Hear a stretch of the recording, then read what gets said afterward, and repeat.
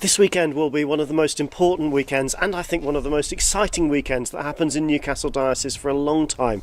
We've got bishops coming from around the northern province to join us in telling people why we are so excited about what God has done for us in Jesus Christ. And this is kind of our fault as well, you know. The vision for it was born right here in the Diocese of Newcastle about 4 years ago, when we got some young adults from around the north of England to come together and talk to the bishops about what they thought was really, really important if we were going to share the good news that we think is so important, so exciting with our generation today. And the bishops left that meeting saying, do you know, we want to go and we want to lead the church. We don't just want to encourage the church, we want to lead the church in doing this. And now they're coming to Newcastle.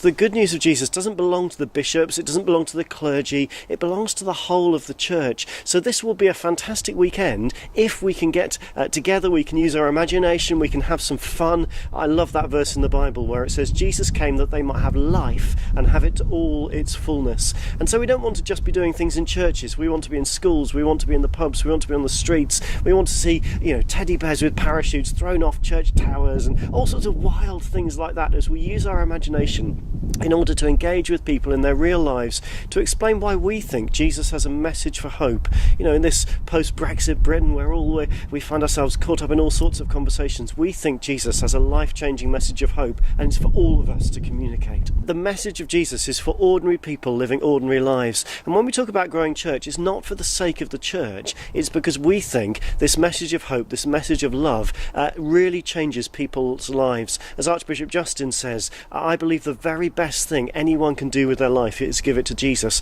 And this is a weekend where we can explore that, where we can take some steps out, where we can build community, and where we can see a message of hope really rooted in the very heart of who we are.